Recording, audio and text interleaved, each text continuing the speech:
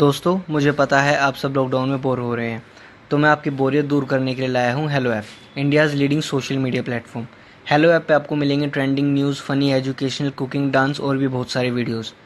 इसके अलावा latest updates of your favourite celebrities.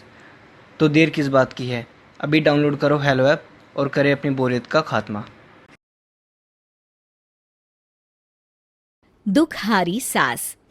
भगवान की दया से रमा देवी के घर अब हर चीज की सुख सुविधा थी। पति का व्यापार अच्छा था और लड़का भी सभी ऐब से दूर। रमा बहन अपने बेटी की शादी राधिका से करती है। राधिका के आते ही अरे कजरी, नीता, सुषमा, सभी नौकरानी रमा बहन के पास आ जाती है। आज से तुम लोगों को काम पर आने की कोई ज़रूरत नहीं है। मेरी बहू आ गई है और मैं भी घर में खाली ही रहती हूँ, तो अपना हिसाब करो और कल से आना मत। सभी कामवालियाँ वहाँ से चली जाती हैं कि तभी राधिका वहाँ आ जाती है। अरे माँ, मेरे कमरे में किसी ने चाय नहीं दी मुझे सुबह बैठी पीने की आदत है। अरे हाँ हाँ, बढ़िया आई बेड टी वाली। अरे यहाँ कोई नौकरानियों की फौज है जो तुम्हें तुम्हारे कमरे में चाय मिलेगी? हाँ है, तो मुझे पता है। और मेरे पिताजी को तो आप ही ने कहा था कि आप लोगों के घर में घर के सारे काम के लिए नौकर हैं, तभी तो उन्होंने मेरी शादी इस घर में की है। अरे अरे बहू, तुम तो बुरा मान गई। दरअसल मैं सारा दिन अकेली बैठी रहती हूँ, न कोई काम न धाम। अब ऊपर से तुम भी आ गई हो। दो दो औरतों के होते हुए भला घर के लोग नौकरानी के हाथ का खाना खाए, अच्छा नहीं लगता ना? हाँ माँ, ठीक है, मैं किचन में जाकर खाना बना लेती हूँ। आप ना तब तक घर की सारी सफाई कर लें। ये बोलकर राधिका किचन में चली जाती है।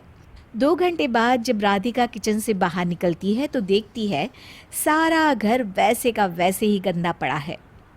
वो सास से कहती है, माँ जी, घर तो गंदा पड़ा है, आपने साफ नहीं किया?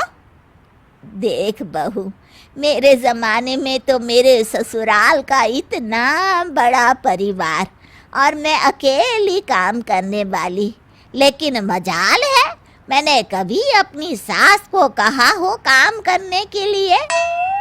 राधिका समझ जाती है कि उसकी सास काम नहीं करना चाहती है।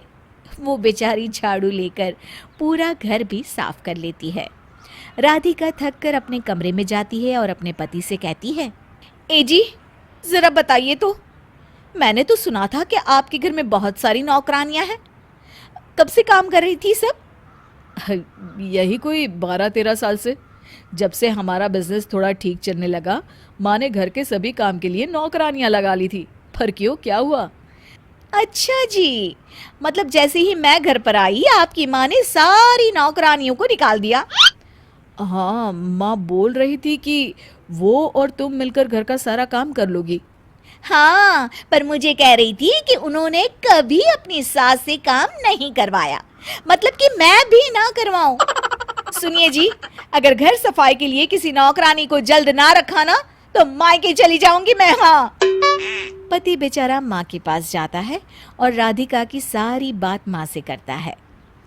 देख बेटा, ये तो आजकल की आई लड़कियों के चोचले, नहीं तो हम पूरे परिवार का खाना अकेले बनाते, पूरा घर गोबर से लीपते, चूल्हे पर बने बर्तनों की रगड़ रगड़ कर कालिक छुड़वाते। आजकल तो गैस में खाना बनता है, हल्का सा हाथ मारो तो साफ। हाँ माँ, तुम ठीक कहती हो। पता नहीं राधिका को इतना सा काम करने में भी क्या दिक्कत है।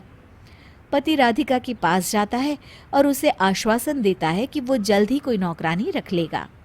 थोड़े दिनों बाद राधिका की ननद उनके घर रहने आती है। अब राधिका सभी का खाना बनाती, पूरा घर साफ करती और दिन में जब सोने जाती तो उसकी सास उसे रोक लेती। अरे बहू, हमारे ज़माने में तो दिन में हम अचार पापड़ बनाते, घर के गेहूं साफ करते और बच्चों के कपड़े सिलते। चलो ज़रा देखो तो, रसोई के किन किन डब्बों में कीड़े लग रहे हैं। तभी राधिका की ननद बोल पड़ती है। अरे भाभी, आपको तो सिर्फ 3 लोगों का काम करना पड़ता है और आपकी सास भी कितनी अच्छी है। मेरे घर की हालत देखिए, वहाँ तो इतना बड़ा परिवार है कि मैं तो काम करते करते करते करते मर ही जाती हूँ। आपकी शादी तो बड़े घर में हुई है, क्या आपके घर में कोई नौकरानी नहीं है दीदी? ननद हड़बड़ाकर कहती है।